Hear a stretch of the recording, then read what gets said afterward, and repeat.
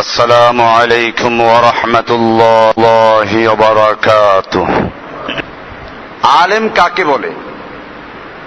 এটা একটা গুরুত্বপূর্ণ বিষয়, কারণ আমাদের সমাজে বর্তমানে আলেম নানান রকম আকীদা, নানান রকম দলে বিভক্ত, যে কারণে মানুষেরা খুব সহজেই বলে ওই দলেও তো আলেম আছে, ওই দলেও আলেম আছে, লক্ষ লক্ষ আলেম আছে।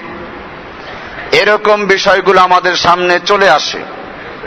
এজন্য আলেমদের সম্পর্কে বিষয়টা ক্লিয়ার হওয়া উচিত।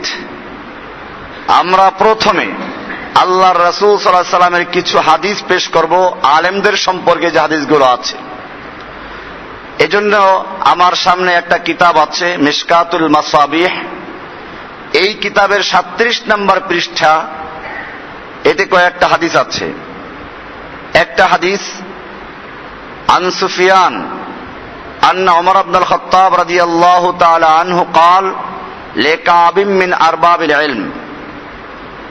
ওমর ইবনুল খাত্তাব রাদিয়াল্লাহু তাআলা আনহু কাব রাদিয়াল্লাহু তাআলা আনহুকে জিজ্ঞেস করলেন। কাব একজন বড় সাহাবী, এবং বলা হয়েছে এই উম্মতের মধ্যে সবচেয়ে বড় আলেম ছিলেন কাব রাদিয়াল্লাহু তাআলা আনহু। তাকে ওমর ইবনুল খাত্তাব জিজ্ঞেস করলেন, মান আরবাবুল ইলমি, আরবাবুল ইলম, ইলম ওয়ালা কারা, আলেম কে, কাকে আমি আলেম বলবো?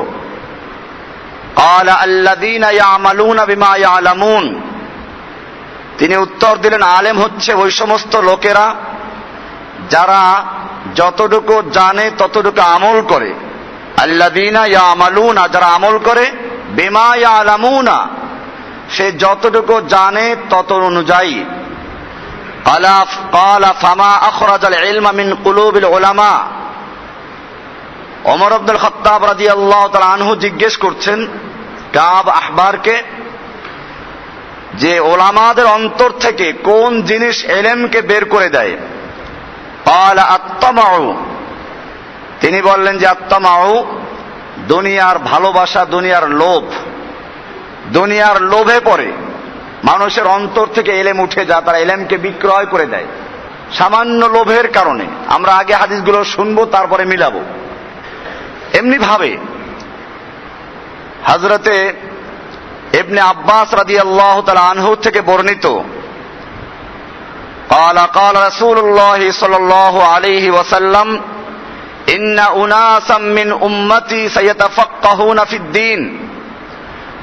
রাসূল আকরাম সাল্লাল্লাহু আলাইহি ওয়াসাল্লাম ইরশাদ করেন, আমার উম্মতের কিছু লোকেরা ইলমে দ্বীন অর্জন করবে, দ্বীনের জ্ঞান অর্জন করবে, আলেম হবে। ওয়া ইয়াকরাউনাল কুরআন, এবং তারা কোরআন পড়বে, কোরআনের ইলম অর্জন করবে, কোরআন তারা পড়বে।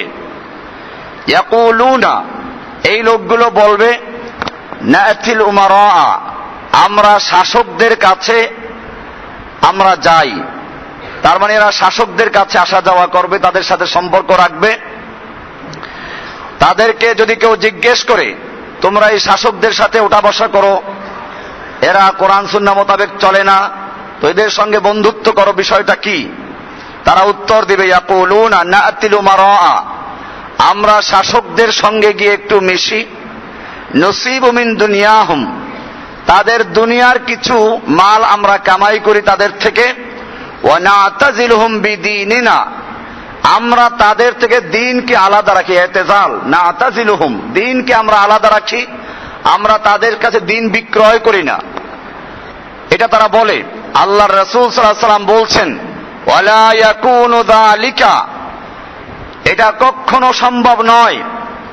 কামা লা ইউজতানা মিনাল কাতাদ ইল্লা শৌক, যেমনি ভাবে কাঁটাদার গাছের থেকে ফল আনতে হলে কাঁটার আঘাত খেতে হয়, ঠিক তেমনি ভাবে কাযালিকা লা ইউজতানা মিন কুরবিহিম, এমনি ভাবে তাদের নৈকট্য, তাদের নিকট থেকে কোনো কিছু অর্জন করা সম্ভব হবে না।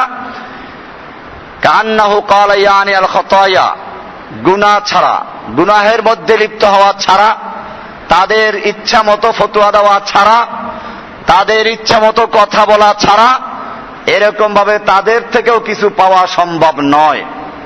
2 নম্বর হাদিস বলা হলো। 3 নম্বর হাদিস, عن عبد الله بن مسعود رضي الله تعالى عنه قال لو أن أهل العلم صانوا العلم। আব্দুল্লাহ ইবনে মাসউদ রাদিয়াল্লাহু তাআলা আনহু থেকে বর্ণিত, তিনি বলেন, লাউ আন্না আহলাল ইলমে সানুল ইলমা, যদি আহলে ইলমরা, আলেম যারা, ইলমের অধিকারী যারা, যাদেরকে আল্লাহ তাআলা কোরআন এবং হাদিসের জ্ঞান অর্জন করার তৌফিক দান করেছেন, এই লোকগুলো যদি সানুল ইলমা, তাদের ইলমকে হেফাজত করত, সংরক্ষণ করত, ওয়াদাউহু ইনদা আহলিহি, এবং তারা এই ইলমগুলোকে যথাযোগ্য স্থানে ব্যয় করত, লাসাদু বিহি আহলা জামানিহিম, তাহলে এই ইলমের মাধ্যমেই তারা তাদের সমকালীন, তাদের যুগের সমস্ত লোকদের উপরে নেতৃত্ব দিতে পারত। ওয়ালাকিন্নাহুম বাযালুহু লিআহলিদ দুনিয়া, কিন্তু তারা তাদের এই ইলমগুলোকে ব্যয় করেছে লিআহলিদ দুনিয়া, দুনিয়াওয়ালাদের জন্য, দুনিয়াওয়ালাদের পক্ষে কিভাবে ওকালতি করবে, কিভাবে তাদেরকে কোরআন হাদিসের কথাগুলো শিখিয়ে দিয়ে বিভ্রান্ত করবে, অপব্যাখ্যা শিখিয়ে দিবে, এই চেষ্টাই তারা করেছে যুগে যুগে। লিয়ানালু বিহি মিন দুনিয়াহুম, উদ্দেশ্য হচ্ছে এর মাধ্যমে তাদের থেকে কিছু দুনিয়ার ফায়দা উপার্জন করা। ফাহানু আলাইহিম, ফলে তারা এদের কাছে ইলমকে অপমান করেছে। সামি'তু নবিয়াকুম সাল্লাল্লাহু আলাইহি ওয়াসাল্লাম, আব্দুল্লাহ ইবনে মাসউদ রাদিয়াল্লাহু তাআলা আনহু বলেন, আমি তোমাদের নবীকে, তোমাদের নবী এজন্য একটু ধিক্কার দিয়ে বললেন, আমি তোমাদের নবীকে বলতে শুনেছি, নয়তো ওনারও তো নবী। এভাবে বলার উদ্দেশ্য হচ্ছে আমাদেরকে একটু ধিক্কার দেওয়া, যে আমি তোমাদের নবীকে বলতে শুনেছি। ইয়াকুলু, তিনি বলেছেন, মান জাআলাল হুমুমা হাম্মান ওয়াহিদা হাম্মা আখিরাতিহি, যে ব্যক্তি তার সমস্ত চিন্তা, সমস্ত ভাবনা, সমস্ত গবেষণার এক কেন্দ্রিক করে, আখিরাত কেন্দ্রিক, আল্লাহকে সন্তুষ্ট করা কেন্দ্রিক, কাফাহুল্লাহু হাম্মা দুনিয়াহু, আল্লাহ তাআলা তার দুনিয়ার সমস্ত চিন্তা ধান্দা, তার দুনিয়ার সমস্ত পেরেশানি আল্লাহ তাআলা যথেষ্ট করে দিবেন, আল্লাহ দায়িত্ব নেবেন।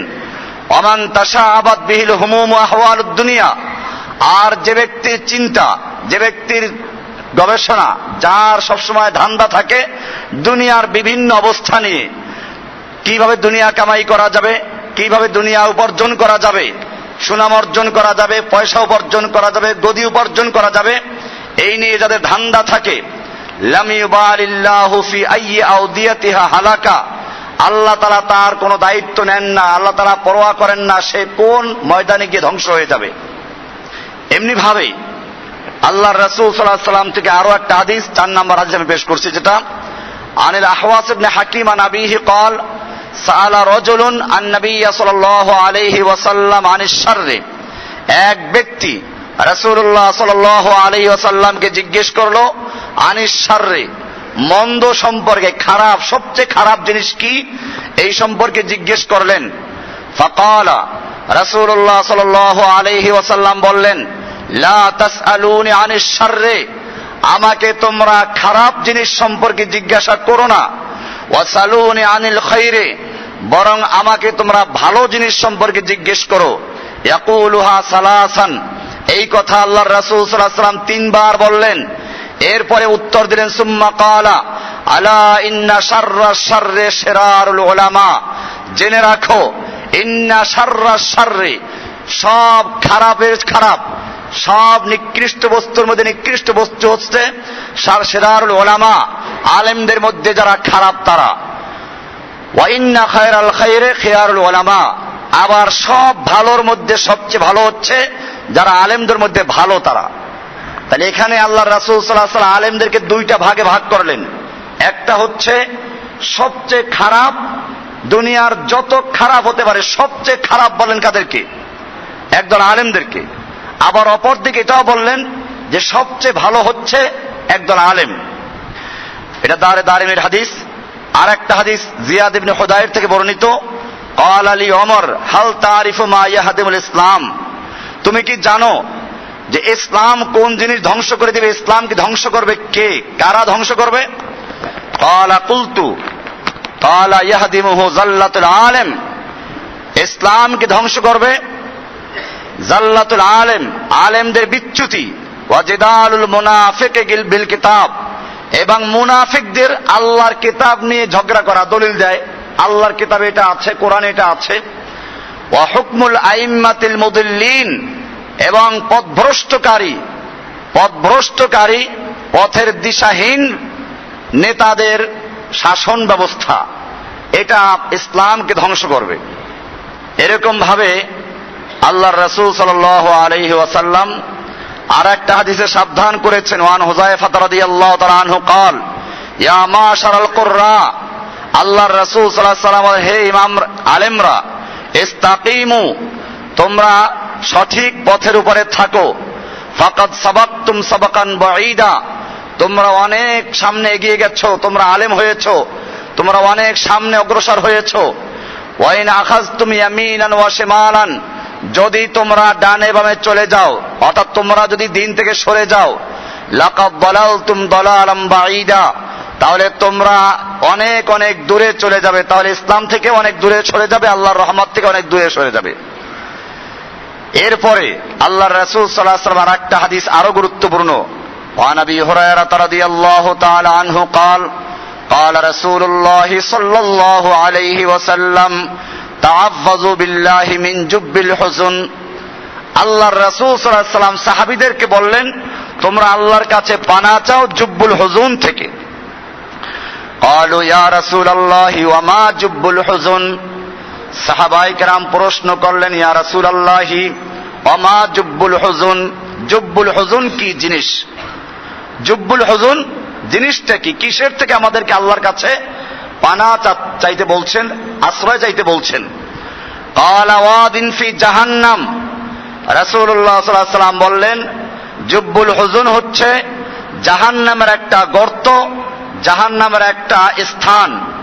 ইয়াতাআফফাযু মিনহু জাহান্নামু কুল্লা ইয়াউমিন 400 মাররাতিন, যেই জাহান্নামের থেকে, যেই জাহান্নামের ভয়ে অন্য অন্য জাহান্নামগুলো প্রতিদিন আল্লাহর কাছে 400 বার পানাহ চায়। কতবার? 400 বার আল্লাহর কাছে পানাহ চায়। এত মারাত্মক, এত ভয়াবহ জাহান্নাম থেকে তোমরা আল্লাহর কাছে পানাহ চাও, এটার নাম হচ্ছে জুব্বুল হুজুন। এবারে সাহাবায়ে কেরাম প্রশ্ন করলেন, কিলা মান ইয়া রাসূলুল্লাহ ওয়া মান ইয়াদখুলুহা, আল্লাহর নবীর সাহাবীরা আল্লাহর নবীকে জিজ্ঞেস করলেন যে এই যে মারাত্মক জাহান্নাম, ভয়াবহ জাহান্নাম, এই জাহান্নামে কারা প্রবেশ করবে? ক্বালা আল কুররাউল মুরাউনা বিআমালিহিম, আল্লাহর রাসূল সাল্লাল্লাহু আলাইহি ওয়াসাল্লাম বললেন, এরা হচ্ছে ওই সমস্ত আলেমরা যারা নিজেরা আমল করে লোকদেরকে দেখাবার জন্য। অফি রিওয়ায়াতিন আল্লাযীনা ইয়াজুরুন আল উমারা, আর ওই সমস্ত আলেমরা যারা শাসকদের সঙ্গে দেখা সাক্ষাৎ করে, জালিম শাসকদের সঙ্গে, যারা কোরআন সুন্নাহ মোতাবেক চলে না, এই শাসকদের সঙ্গে যারা সুসম্পর্ক রাখে, এদের কাছে আসা যাওয়া করে, এই আলেমরাই হচ্ছে সে আলেমরা যারা ওই জাহান্নামে যাবে।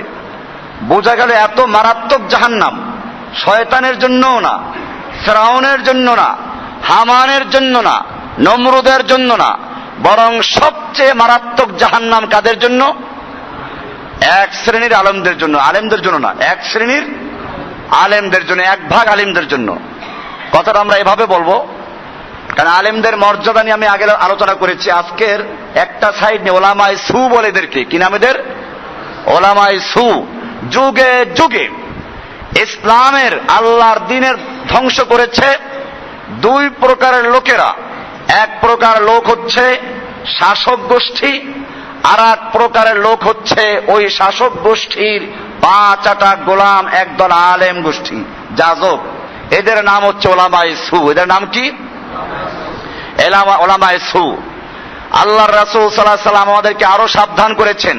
হাদিসগুলো সব এই মিশকাতে আছে, এটার বাংলা আছে এই কিতাবের, আলিয়া কওমিয়া সব মাদ্রাসা নিসাবের ভিতরে আছে। কিতাবুল ইলমের থেকে হাদিসগুলো পড়ছি আমি। এখন সামনের হাদিসটা আরো গুরুত্বপূর্ণ। আল্লাহর রাসূল সাল্লাল্লাহু আলাইহি ওয়াসাল্লাম বলছেন, ওয়ান আলী রাদিয়াল্লাহু তাআলা আনহু قال قال رسول الله صلى الله عليه وسلم يوشك أن يأتي على الناس زمان, হযরত আলী রাদিয়াল্লাহু তাআলা আনহু থেকে বর্ণিত, তিনি বলেন রাসূল আকরাম সাল্লাল্লাহু আলাইহি ওয়াসাল্লাম ইরশাদ করেছেন, ইউশিকু আইয়াতি আলান নাস জামান, অচিরে মানুষদের সামনে এমন একটা মুহূর্ত আসবে, সময় আসবে, লা ইয়াবকা মিনাল ইসলাম ইল্লা ইসমুহু, যখন ইসলামের শুধুমাত্র ইসলাম নামটা থাকবে। ইসলাম, সবাই ইসলাম পালন করি আমরা, ইসলাম থাকবে। ওয়ালা ইয়াবকা মিনাল কুরআন ইল্লা রাসমুহু, কোরআনের শুধুমাত্র রসম থাকবে, তেলাওয়াত থাকবে, পড়বে মানুষ। রসম, রসমের এক অর্থ হচ্ছে রেওয়াজ, মানে মানুষ মরলে পরে খতম পড়া রেওয়াজ আছে, 40 আর খতম পড়া রেওয়াজ আছে, এগুলো আছে। এটা আমি বহুবার উল্লেখ করেছি যে এই সময়টা বর্তমানে চলছে। আল্লাহর রাসূল সাল্লাল্লাহু আলাইহি ওয়াসাল্লাম বলেছেন, ইসলামের শুধুমাত্র ইসলাম নামটা থাকবে, এছাড়া আর কিছুই থাকবে না। ইসলামের অর্থ তারা জানবে না। আজকে আমাদের সমাজ এটা আছে, যে কেউ দাঁড়ায় বলা শুরু করে ইসলাম মানে শান্তি, ইসলাম মানে শান্তি, কাজে তোমরা শান্তিতে ঘুমিয়ে থাকো, আমরা তোমাদের ইন্দোনেশিয়ার থেকে পূর্ব তিমুরকে খ্রিস্টান রাজ্য বানিয়ে দিয়েছি, আমরা তোমাদের আফ্রিকার সুদানের বিশাল এলাকার থেকে দক্ষিণ সুদানকে খ্রিস্টান রাজ্য বানিয়েছি, আমরা তোমাদের বাংলাদেশের পার্বত্য অঞ্চলকে খ্রিস্টান রাজ্য বানাবার জন্য পরিকল্পনা গ্রহণ করেছি। খবরদার, ইসলাম শান্তির ধর্ম, তোমরা প্রতিবাদ করবা না, তোমরা ঘুমিয়ে থাকো। এইটা কি ইসলামের অর্থ? ইসলামের অর্থ জানে না মানুষ। ইসলাম মানে পরিষ্কার করে বলা আছে, ইব্রাহিম আলাইহিস সালাতু ওয়াস সালামকে আল্লাহ বলছেন, ইয ক্বালা লাহু রাব্বুহু আসলিম, আল্লাহ তাআলা ইব্রাহিম আলাইহিস সালামকে বলছেন আসলিম, আসলিম তার মানে শান্তিতে ঘুমিয়ে থাকো না। উনি বুঝতে পেরেছেন আসলিম অর্থ কি, সঙ্গে সঙ্গে উত্তর দিচ্ছেন, ক্বালা আসলামতু লিরাব্বিল আলামিন, তিনি বললেন আমি গোটা জগৎ সমূহের রব, জগৎ সমূহের যিনি আল্লাহ, আমি তার কাছে আত্মসমর্পণ করলাম। বোঝা গেল ইসলাম মানে হচ্ছে এক আল্লাহর বিধানের কাছে, এক আল্লাহর হুকুমের কাছে, এক আল্লাহর কালামের কাছে, এক নবীর সুন্নাহ অনুসরণ করে এক আল্লাহর কাছে আত্মসমর্পণ করার নাম কি? আল্লাহর হুকুমের সামনে নিজেকে সঁপে দেওয়া, নিজেকে সুপর্দ করে দেওয়ার নাম হচ্ছে কি? ইসলাম। আল ইসলামু গারদান নেহাদান বাতাত, আল্লাহর হুকুমের আনুগত্য করে আল্লাহর হুকুমের কাছে নিজেকে অর্পণ করার নাম হচ্ছে ইসলাম। আর সে ইসলাম নিয়ে গেছে কোথায়? হ্যাঁ, শান্তি কায়েম হয়, ইসলাম কায়েম হলে শান্তি প্রতিষ্ঠিত হবে। তাহলে আমরা পুরো অর্থটা এভাবে করতে পারি যে এক আল্লাহর বিধানের কাছে আত্মসমর্পণ করে জীবনের সকল ক্ষেত্রে আল্লাহর বিধান প্রতিষ্ঠা করে ব্যক্তি জীবনে, পারিবারিক জীবনে, সামাজিক জীবনে, রাষ্ট্রীয় জীবনে, ব্যাংকে, আদালতে, সব ক্ষেত্রে এক আল্লাহর বিধান কায়েম করে শান্তি প্রতিষ্ঠা করার নাম কি? এবার শান্তি এসে গেল। নতুবা শুধু শান্তি ইসলামের অর্থ না, সালামের অর্থ। আমরা সালাম বলি আসসালামু আলাইকুম, ইংরেজরা বড় চালাক ছিল, এই মুসলমানদেরকে খুব সূক্ষ্মভাবে শিখাইলো সালামের অর্থ আর ইসলাম তো কাছাকাছি, সালামের অর্থ ইসলামে ঢুকাই দিয়া পড়ো তোমরা। এবারে বাংলা বইতে, স্কুলের, কলেজের, ইউনিভার্সিটির সব বইতে লিখে দিল সালাম মানে ইসলাম মানে শান্তি। একটা সূক্ষ্ম ধোঁকা দিয়ে মুসলিম জাতিকে ইসলামের মূল অর্থটা জানলে আকীদার অর্ধেকটা পরিষ্কার হয়ে যায়। তখন আর এই মুসলমান আদালতে আল্লাহর হুকুম ছাড়া কারো হুকুম মানবে না, এই মুসলমান ব্যাংকে আল্লাহর হুকুম ছাড়া কারো হুকুম চলবে না, সুদের হুকুম মানবে না, ঘুষের হুকুম মানবে না, এরকম মূর্তি মানবে না।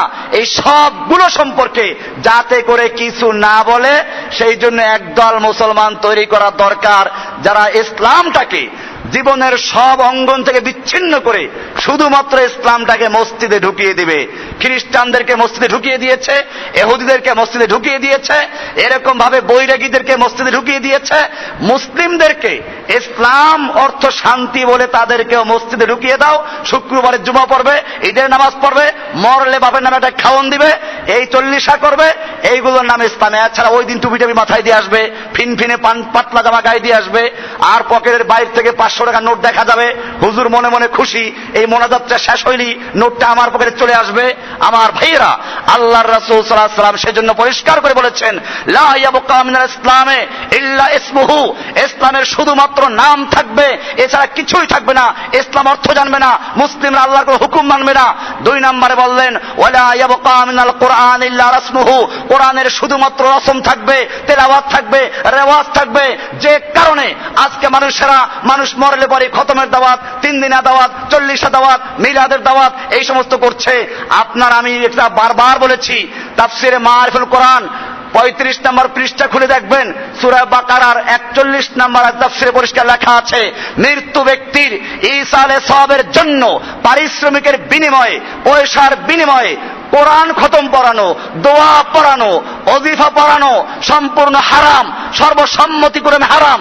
যে পড়ায় সেও হারামের কাজ করে, যে পড়ে সেও হারামের কাজ করে, পরিষ্কার লেখা আছে। এরপরও খাচ্ছে না।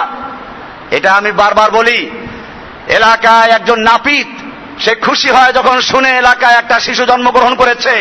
কারণ নতুন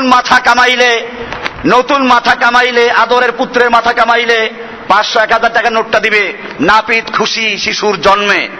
আর এলাকার মৌলভী সাহেব খুশি কোন সময়? যখন শুনে কেউ মারা গেছে। কারণ এখনই মাইকে ঘোষণা হলো শোক সংবাদ, নিশ্চয়ই খতম পড়ার দাওয়াত আসবে, এরপরে 3 দিনের পরে আরেকটা মিলাদ আসবে, এরপরে 40 আসবে, এরপরে প্রতি বছর মৃত্যুবার্ষিকী আসবে, একেবারে স্থায়ী একটা খাওয়ান পাওয়া গেল। এইরকম যদি বছরে 360টা দাওয়াত খাওয়া যায়, হুজুরের বাড়ি আর পাকাবার কোনো দরকার পড়বে না, ঠিক কিনা ভাইরা আমার? এই যে বিষয়গুলো আছে আমাদের মনে রাখতে হবে।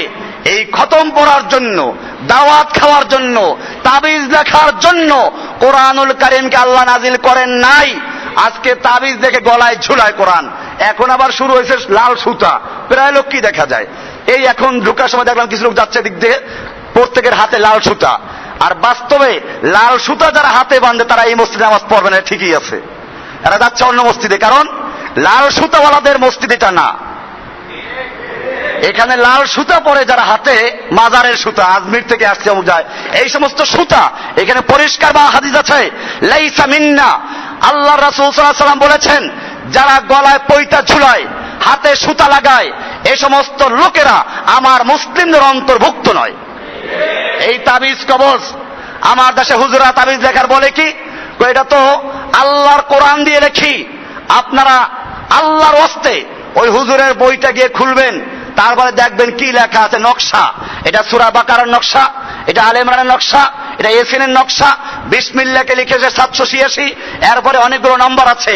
আমি জিজ্ঞেস করতে চাই, আজকে যদি নামাজের মধ্যে আমি বিসমিল্লাহর পরিবর্তে 786 পড়ি, তাকবীরের পরিবর্তে 581 পড়ি, এরপরে সূরা ফাতিহার পরিবর্তে সূরা ফাতিহার নম্বর পড়ে দেই 5300, 1500, 5,03,000 এরকম পড়ে আল্লাহু আকবার রুকুতে গেলাম, সেখানে নাম্বার পড়লাম, এরপরে তাশাহুদে পড়তে নাম্বার পড়লাম, নামাজ হবে? কেন? কোরআন যেরকম ভাবে নামাজের মধ্যে কোরআনের পরিবর্তে কোন নকশা, কোন এই যে তাবিজ, এই যে কোন উল্টে পাল্টায় কোরআন লেখা, সূরা ফাতিহাকে লেখলো ঘুরাইয়া ফিরাইয়া, কুল হুয়াল্লাহকে লেখলো উল্টা পাল্টা করে, এইগুলো যেমন নামাজে পড়া জায়েজ নেই, এটা কোরআন নয়। ঠিক তেমনি ভাবে যারা এইগুলো দিয়ে তাবিজ লেখে, তারাও কোরআন দিয়ে তাবিজ লেখে না, বরং শয়তানের শিখানো আল্লাহর কালামকে বিকৃত করে, আল্লাহর কালামকে পরিবর্তন করে শয়তান যে নকশা তৈরি করেছে, সেই নকশা দিয়ে শয়তানের কালামে দিয়ে তাবিজ লেখা হচ্ছে। কোরআনকে ধ্বংস করা হয়েছে। আজকে এই জন্য কোরআনটাকে নিয়ে গেছে তাবিজ লেখার জন্য। তা তাবিজ অমুক বুজুর্গে লেখে, কোন বুজুর্গে লেখে কোথায় না, আল্লাহর নবী তাবিজ লিখেছেন কিনা? আল্লাহর নবী তাবিজ লিখেছেন? কোন সাহাবী তাবিজ লিখেছেন? ওসমান রাদিয়াল্লাহু আনহু যে কোরআন লিখেছেন, হাতে কোরআন লিখতেন, উনি কি তাবিজ লিখেছেন? উনি তো লিখতে জানতেন। উনি কি তাবিজ লিখে প্লেটে ধুইয়া, চিনির প্লেটে লেখা, তারপরে ধুইয়া জাফরানে ধুইয়ে খাওয়াইতেন? এই জন্য কোরআনুল কারীমকে আল্লাহর রাসূল সাবধান করেছেন, লা ইয়াবকা মিনাল কোরআন। কোরআন নিজেরা পড়বেন, নিজের বাপ মারা গেছে নিজে পড়েন, দোয়া করেন পিতামাতার জন্য, সন্তান দোয়া করলে সে দোয়া কবুল হয়। আর এই ভাড়াটিয়া পয়সার বিনিময়ে নির্দারের জন্য দোয়া করলে হারাম, এটা বিদআত। ফতোয়ার কিতাবে আছে, তাফসীরের কিতাবে আছে। আল্লাহর রাসূল সাল্লাল্লাহু আলাইহি ওয়াসাল্লাম সাবধান করেছেন, লা ইয়াবকা মিনাল কোরআনে ইল্লা রাসমুহু। কোরআনের শুধুমাত্র রসম আর রেওয়াজ থাকবে, তেলাওয়াত থাকবে, অক্ষরগুলো পড়বে, মানুষ পড়বে, অর্থ জানবে না, আমল করবে না, বোঝার চেষ্টাও করবে না। কোরআন ধরা যাবে না, ছোঁয়া যাবে না, পড়া যাবে না। কারণ কোরআন পড়তে 14টা ইলম লাগে। আরে ভাই, কোরআন পড়তে 14টা ইলম বলা হয় নাই। আল্লাহ বলেছেন ইকরা, পড়ো। কোরআনে বলা আছে ওয়ালাকাদ ইয়াসসারনাল কোরআন লিযিকরি, আমি কোরআনকে সহজ করে দিয়েছি বোঝার জন্য, পড়ার জন্য। ফাহাল মিন মুদ্দাকির, আছে কোন ব্যক্তি কোরআন থেকে উপদেশ গ্রহণ করার জন্য, কোরআনকে পড়ার জন্য? এটা আল্লাহ বলেছেন। হ্যাঁ, যারা মুফাসসিরে কোরআন হবে, কোরআনের যারা শিক্ষক হবে, তালিম দিবে, তাদের জন্য আল ইতকান ফি উসুলুল কোরআন, উলুমুল কোরআন, আল্লামা ইমাম জালালউদ্দিন সুয়ুতির কিতাব আছে, ওখানে লিখেছেন যে তাদের জন্য এলমে নাহু, এলমে সরফ, এলমে মানতিক, এলমে ফালসাফা, বালাগাত, ফাসাহাত, এই সমস্ত 15টা এলেম আছে, এইগুলো জানা জরুরি। কারণ যদি এলেম না জানে সে তাফসির করবে কি? কিন্তু আমাদের দেশে যারা তাফসির করে, মুফাসসিরে কোরআন আজকে হাজার হাজার আছে বাংলাদেশে, এদের কারো সে এলেম আছে? এই জন্য মনে রাখতে হবে, কোরআন পড়ার জন্য এত এলেমের কথা বলা হয় নাই, ওটা মুফাসসিরদের জন্য বলা হয়েছে, যারা কোরআনের তাফসীর করবে। আর এখন যারা তাফসীর করে তারা তো মুফাসসিরও না, এরা নকল করে। আগের যুগের তাফসীরে লেখা আছে, ওইটা মুখস্থ করে আমরা কি করি? বয়ান করি। এটা নাকেল, এটা মুফাসসির না, এগুলো মুফাসসির কোরআন না, এগুলো নাকেল, নকলকারী। আগের যুগের লোকেরা তাফসীর করে গেছে, আমরা সেইগুলো পড়াশোনা করে, নোট করে অথবা দেখে এইগুলো মানুষকে শুনাইয়া দিই। কাজে আমরা কি মুফাসসির না নকল করে নেওয়ালা? নকল করে নেওয়ালা। আমরা মুফতি, মুফতি মানে কি? ফতোয়া নকল করি। আমরা কি ফতোয়া বের করতে পারি এখন? এই মুফতি এখন আর এই যুগে খুব পাওয়াই যায় না। কাজে এগুলো হচ্ছে আল্লাহর রাসূল সাল্লাল্লাহু আলাইহি ওয়াসাল্লামের পরিষ্কার কথাটা বাস্তবায়ন হচ্ছে। আল্লাহর রাসূল সাল্লাল্লাহু আলাইহি ওয়াসাল্লাম বলেছেন, লা ইয়াবকা মিনাল কোরআনি ইল্লা রাসমুহু, কোরআনের শুধুমাত্র রসম থাকবে, তেলাওয়াত থাকবে। এরপরে আল্লাহ রাসূল সাল্লাল্লাহু আলাইহি ওয়াসাল্লাম বলেছেন, মাসাজিদুহুম আমিরাতুন, ওদের মসজিদগুলো সব পরিপূর্ণ থাকবে, ভরা থাকবে। কি সুন্দর! শুক্রবারে বাংলাদেশের কোন মসজিদ খালি থাকে? আল্লাহর রাসূল সাল্লাল্লাহু আলাইহি ওয়াসাল্লাম যা বলেছেন প্রত্যেকটা কথা অক্ষরে অক্ষরে বাস্তবায়ন হচ্ছে। আল্লাহর রাসূল সাল্লাল্লাহু আলাইহি ওয়াসাল্লাম বলেছেন, মাসাজিদুহুম আমিরাতুন, মসজিদগুলো পরিপূর্ণ থাকবে, আমেরা, পূর্ণ আবাদ থাকবে। কিন্তু ওয়াহিয়া খারাবুম মিনাল হুদা, এই মসজিদগুলো হেদায়েতের থেকে সম্পূর্ণ বিরান থাকবে। খারাপ, বিরান বলা হয়েছে, শূন্য থাকবে। খারাপ মানে বিরান, হেদায়েত শূন্য, তবে হেদায়েত থাকবে না। বলা হলো যে ইয়া রাসূলুল্লাহ, তাহলে ইমাম সাহেবের অবস্থা কি? ইমাম সাহেবও থাকবে না, শূন্য বলতে কারো নাই। আল্লাহর রাসূল সাল্লাল্লাহু আলাইহি ওয়াসাল্লাম বলছেন, ওই তো আরো খারাপ। উলামাউহুম শাররু মান তাহতা আদিমিস সামা, উলামাউহুম, তাদের সময়কার আলেমদের অবস্থা হচ্ছে এই, শাররু মান তাহতা আদিমিস সামায়ে, আসমানের নিচে যত প্রাণী বসবাস করে তাদের সব কিছুর মধ্যে সবচেয়ে খারাপ হলো তাদের আলেমরা। উলামাউহুম, এটা হাদিসটা যদি কারো সন্দেহ লাগে দেখে নেবেন, মিশকাতের 38 নম্বর পৃষ্ঠা থেকে আমি দেখে দেখে পড়তেছি। উলামাউহুম, আলেমের বহু বচন ওলামা, তাদের আলেমদের অবস্থা হবে শাররু মান তাহতা আদিমিস সামায়ে, আসমানের নিচে যত রকমের প্রাণী বসবাস করে, কুকুর বলো, শুকর বলো, যত ইতর প্রাণী বলো, সব কিছুর মধ্যে সবচেয়ে খারাপ হবে তাদের আলেমরা। এরপরে আল্লাহ রাসূল সাল্লাল্লাহু আলাইহি ওয়াসাল্লাম বলছেন, মিন ইনদিহিম তাখরুজুল ফিতনাতু ওয়া ফীহিম তাউদু, তাদের ভিতর থেকে ফিতনা বের হবে, বিভিন্ন ফিতনা তারাই জন্ম দিবে, ওয়া ফীহিম তাউদু, এবং এই ফিতনার তারা নিজেরাই শিকার হবে। আল্লাহ রাসূল সাল্লাল্লাহু আলাইহি ওয়াসাল্লাম এভাবে পরিষ্কার করে বলেছেন। হাদিসটা আলী রাদিয়াল্লাহু থেকে বর্ণিত আছে। এভাবে আল্লাহর রাসূল সাল্লাল্লাহু আলাইহি ওয়াসাল্লামকে জিজ্ঞেস করা হয়েছিল যে, আল্লাহ রাসূল সাল্লাল্লাহু আলাইহি ওয়াসাল্লাম বললেন, জিয়াদ ইবনে লাবিদ থেকে বর্ণিত, ক্বালা যাকারান নবী সাল্লাল্লাহু আলাইহি ওয়াসাল্লাম শাইআন, আল্লাহর নবী সাল্লাল্লাহু আলাইহি ওয়াসাল্লাম আমাদের সামনে কিছু বিষয় আলোচনা করলেন, কিভাবে এলেম উঠে যাবে, কিভাবে কিয়ামত আসবে, এই সব বিষয়ে কিছু আলোচনা করলেন। এরপরে বললেন, ফাকালা দাকা ইনদা আওয়ানি যাহাবিল ইলমে, এই সব বিষয়গুলো তখন হবে যখন এলেম উঠে যাবে। সাহাবায়ে কেরাম বললেন, কুলতু ইয়া রাসূলুল্লাহ ওয়া কাইফা ইয়াযহাবুল ইলমু, ইয়া রাসূলুল্লাহ, এলেম কি করে উঠে যাবে? ওয়া কাইফা ইয়াযহাবুল ইলমু, এলেম কি করে চলে যাবে? ওয়া নাহনু নাকরাউল কোরআন নুকরিউহু, আমরা নিজেরা কোরআন পড়ি, আমরা আমাদের সন্তানদেরকে কোরআন পড়াই। ওয়া ইউকরিউহু আবনাউনা আবনাহুম, আবার আমাদের সন্তানরা তাদের সন্তানদেরকে পড়াবে। এই রকম কিয়ামত পর্যন্ত চলতে থাকবে, ইলা ইয়াউমিল কিয়ামা। তাহলে এলেম উঠে যাবে কি করে? ফাকালা, আল্লাহর রাসূল সাল্লাল্লাহু আলাইহি ওয়াসাল্লাম বললেন, সাকিলাতকা উম্মুকা জিয়াদ, হে জিয়াদ, তোমার মা তোমাকে হারিয়ে ফেলুক। এটা একটা গালি, কিন্তু এটা আদর করে বলা হয়। এরপরে বললেন, ইন কুনতু লা আরাকা মিন আফকাহি রাজুলিন বিল মদিনা, আমি তো তোমাকে মদিনার সবচেয়ে বেশি বুঝদার জ্ঞানী লোক মনে করতাম, কিন্তু তুমি কি এটা বুঝো না? আওয়ালাইসা হাদিল ইয়াহুদ ওয়ান নাসারা ইয়াকরাউনা আত-তাওরাত ওয়াল ইনজিল, এই যে ইহুদি খ্রিস্টানরা, তারা কি তাওরাত আর ইনজিল পড়ে না? তারা তাদের তাওরাত ইনজিল পড়ে এবং তারপরে তারা তাদের সন্তানদেরকে শিখায়। লা ইয়ামালুনা বিশাইইম মিম্মা ফীহিমা, কিন্তু তারা এই কিতাবের মধ্যে যা কিছু আছে সেগুলো আমল করে না। ঠিক তেমনি ভাবে মুসলিমরাও কোরআন পড়বে, তেলাওয়াত করবে, কিন্তু কোরআনে যা আছে এগুলো তারা মানবে না, আমল করবে না। পরিষ্কার হয়ে গেল আল্লাহর রাসূল সাল্লাল্লাহু আলাইহি ওয়াসাল্লাম যে কথা বলেছেন বর্তমানেও সেটা আছে। ওলামায়ে কেরাম কোরআন শরীফ পড়ে, আমরা মুসলিমরা সকলেই পড়ি, সন্তানদেরকে পড়াই, আবার তারা তাদের সন্তানদেরকে পড়াবে। পড়াবার উদ্দেশ্য কি? মরলে পরে যেন খতমটা পড়তে পারে, এই জন্য শেখানো হয়। এই কোরআন শিক্ষা এই জন্য দেওয়া হয় না যে কোরআনটাকে বুঝে নিজে আমল করবে, কোরআনকে বুঝে সমাজে কোরআনের রাজ কায়েম করার চেষ্টা করবে, কোরআনের হুকুমত কায়েম করবে। কোরআন অনুযায়ী, যেই কোরআন অনুযায়ী মসজিদে সালাত আদায় করি, এই কোরআন অনুযায়ী সমাজ চলবে, রাষ্ট্র চলবে, সব জায়গায় কোরআনের বিধান চলবে, এই উদ্দেশ্যে কোরআন পড়ে না এবং মনে করে কোরআন দিয়ে সমস্ত যুগ চলে না, এরকম তারা মনে করবে। আল্লাহ রাসূল সাল্লাল্লাহু আলাইহি ওয়াসাল্লাম এই বিষয়গুলো আমাদের সাবধান করেছেন। এরপরে আল্লাহ রাসূল সাল্লাল্লাহু আলাইহি ওয়াসাল্লাম আরো কিছু হাদিসে বলেছেন, আলেমদের মধ্যে যারা শাসকদের কাছে ঘুরঘুর করে, শাসকদের পা চাটা গোলামি করে, এদের সম্পর্কে সাবধান করেছেন। আল্লাহ রাসূল সাল্লাল্লাহু আলাইহি ওয়াসাল্লাম বলেছেন, এটা আবু দাউদ, তিরমিজি, নাসাই, বাইহাকির হাদিস, ইবনে আব্বাস থেকে বর্ণিত। তিনি বলেন, রাসূল আকরাম সাল্লাল্লাহু আলাইহি ওয়াসাল্লাম ইরশাদ করেছেন, মান সাকানাল বাদিয়াতা জাফা, যেই ব্যক্তি গ্রামে বসবাস করে সে কঠোর মনের অধিকারী হয়, তার মনটা ওদের শক্ত থাকে। আর এরপরে জঙ্গলে যারা বসবাস করে, ওমান আতবা সাইদা গাফালা, আর যারা শিকারের পিছনে পড়ে তারা অমনোযোগী হয়, ইসলামের থেকে বেখবর থাকে।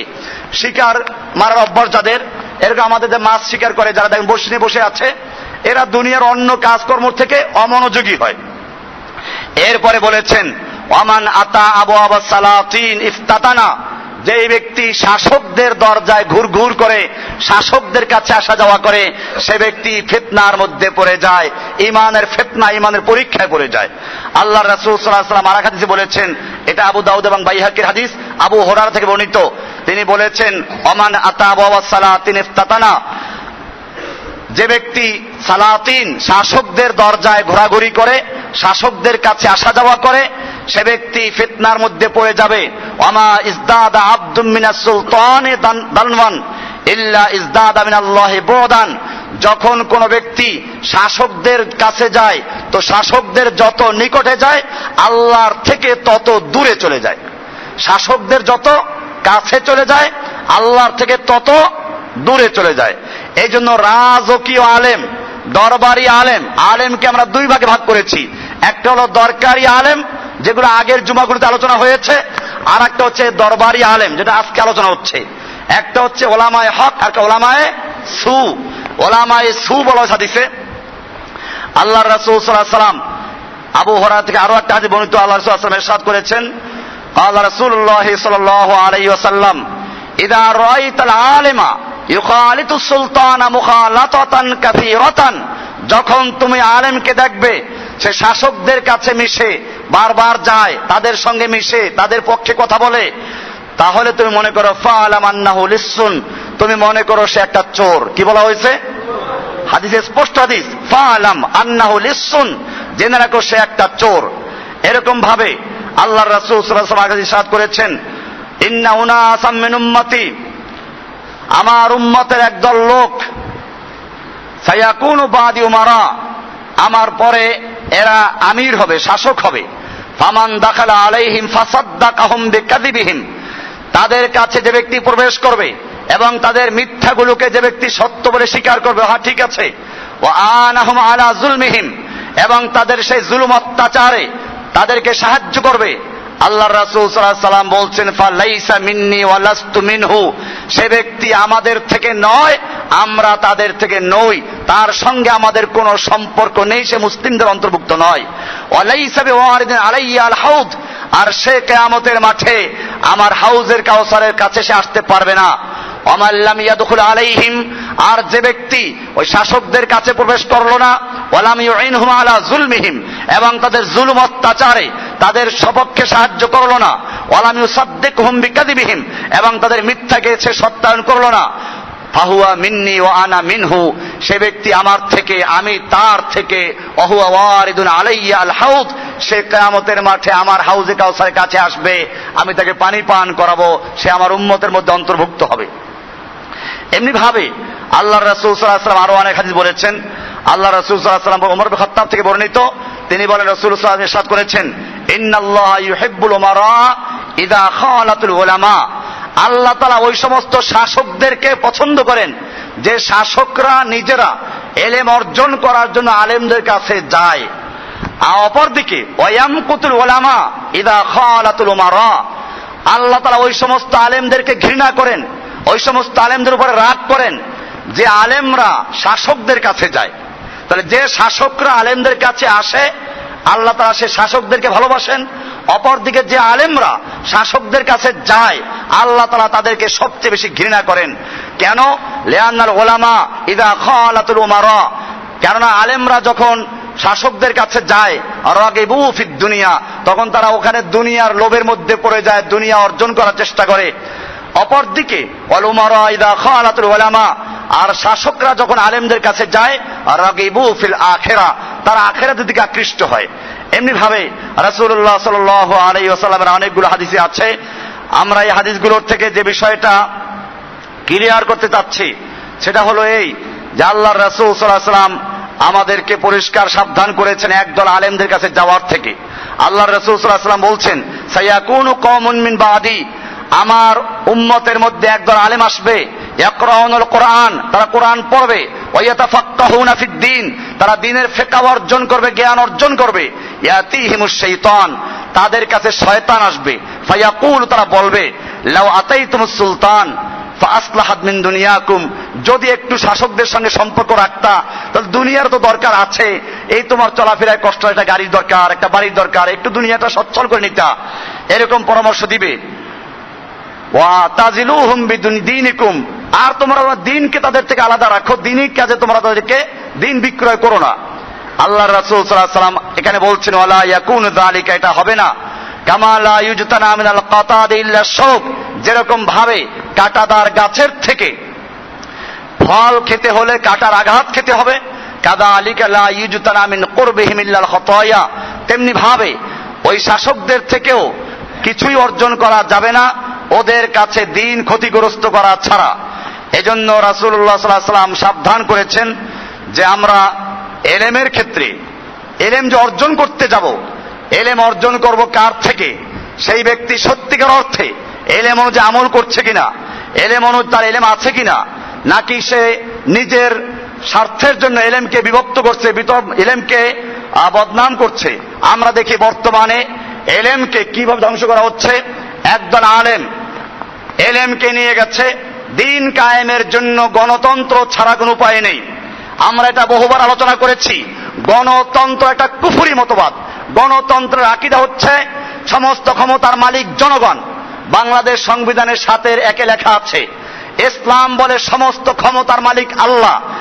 ইসলাম বলে লা ইলাহা ইল্লাল্লাহ, আল্লাহ ছাড়া কোনো ইলাহ নাই, কোনো মাবুদ নাই, যার আনুগত্য করা যাবে না। গণতন্ত্র বলে জনগণ ছাড়া কোনো মাবুদ নাই, লা ইলাহা ইল্লা শাহ, জনগণ ছাড়া কোনো আল্লাহ নাই, জনগণ যা বলবে ওইটি আইন। ইসলাম বলে আইনের উৎস আল্লাহ, অফ দ্য আল্লাহ বাই দ্য ওয়াহি ফর দ্য পিপল, আল্লাহর পক্ষ থেকে ওয়াহির মাধ্যমে, নবী রাসূলের মাধ্যমে এলেম আসবে, কোরআন সুন্নাহর এলেম আসবে।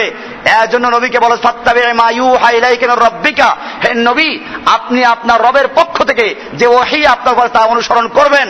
আপনি দুনিয়ার লোকেরা কি বলে এটা মানবেন না, এই সংখ্যাগরিষ্ঠ লোক কি বললো এইটা মানতে যাবেন না। কোরআন স্পষ্ট বলেছে ওয়াইন তুতি আকসারা মান ফিল আরদে, হে নবী আপনি যদি পৃথিবীর সংখ্যাগরিষ্ঠ লোকদের মতের অনুসরণ করেন, ভোটের অনুসরণ করেন, ইউদিল্লুকা আন সাবিলিল্লাহি, তাহলে এই সংখ্যাগরিষ্ঠ লোকের মত, এদের ভোট আপনাকে আল্লাহর রাস্তা থেকে গোমরাহ করে ফেলবে, বিভ্রান্ত করে ফেলবে। এটার জ্বলন্ত প্রমাণ এ কে আজাদ সাহেব, এফবিসিসিআই এর যে সভাপতি, তিনি কালকে ভাষণ দিয়েছেন না, যে বাংলাদেশের, আমি ওনাটা নকল করছি, কাজে আমার বিরুদ্ধে বড় অভিযোগ না আসা ঠিক হবে না, আমি নকল করছি। উনি ফতোয়া দিয়েছেন, এটা একটা ফতোয়া, যে বাংলাদেশের এমপিদের অধিকাংশ এমপিরাই অশিক্ষিত, রিডিং পড়তেও জানে না। আমি বলি এইটা যদি সত্যি হয়, এবং বাস্তব সত্য, কারণ এইখানে মেধার কোনো মূল্য নাই। এই জন্যই আল্লাহ তাআলা কোরআনে বলেছেন পৃথিবীতে অধিকাংশ লোক সবসময়, সংখ্যাগরিষ্ঠ লোক অশিক্ষিত, আকসারুহুম লা ইয়াকিলুন, আকসারুহুম লা ইয়াশকুরুন আকসারুহুম লা ইয়ালামুন, বেশিরভাগ লোকেরা পৃথিবীতে অশিক্ষিত থাকবে, বেশিরভাগ লোকেরা বোকা থাকবে, বেশিরভাগ লোকে অকৃতজ্ঞ থাকবে। এই জন্য আপনি খবরদার বেশিরভাগ লোকদের ভোটের, বেশিরভাগ লোকদের মতের অনুসরণ করবেন না, করলে আপনাকে আল্লাহর রাস্তা থেকে গোমরা করে ফেলবে।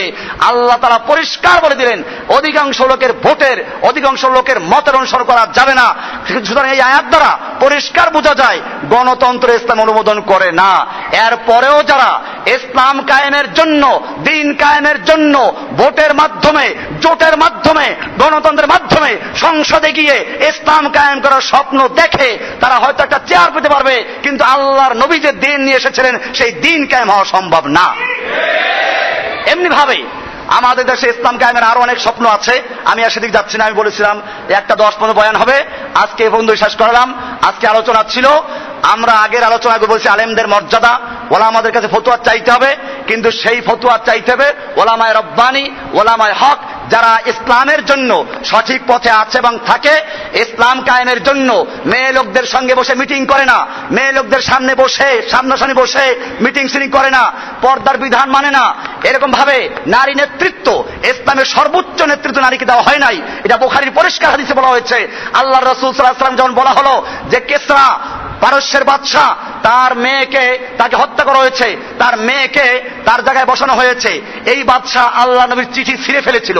আল্লাহ নবী তার বিরুদ্ধে সৈনিক পাঠাবেন, যুদ্ধ করবেন, কিন্তু যখন খবর পাইলেন যে তাকে হত্যা করা হয়েছে এবং তার স্থলে তার মেয়েকে শাসন ক্ষমতায় বসানো হয়েছে, আল্লাহর রাসূল সাল্লাল্লাহু আলাইহি ওয়াসাল্লাম, বুখারীর হাদিস বাবুল মাগাজিরতে খুলে দেখবেন 2য় খণ্ডে পরিষ্কার লেখা আছে। আল্লাহ রাসূল মন্তব্য করেছেন, লা ইউফলিহা কওমুন ওয়াল্লাউ আমরাহুম ইলা ইমরাতিন, ওই জাতি কখনো সফল হতে পারে না, কখনো সফলতা অর্জন করতে পারবে না যারা তাদের সর্বোচ্চ নেতৃত্ব কোন মহিলার হাতে অর্পণ করেছে।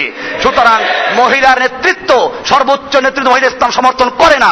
এটাকে যারা সমর্থন করে, জায়েজ করে, যদি ইসলাম কায়েম করতে চায়, সে যত বড় মুফতি হোক, যত বড় আলেম হোক, যত বড় মুফাসসির হোক, হতে পারে চেয়ার পাবে, হতে পারে একটা গদি পাবে, একটা গাড়ি পাবে, একটা বাড়ি পাবে, কিন্তু ইসলাম কায়েম হতে পারে না। আল্লাহ সুবহানাহু ওয়া তাআলা আমাদের সকলকে বিষয়গুলোকে বুঝার এবং আমল করার তৌফিক দান করুন। আমিন। ওয়া সাল্লাল্লাহু তাআলা আলা নবিয়িনা মুহাম্মদ ওয়া আলিহি ওয়া সাহবিহি আজমাইন।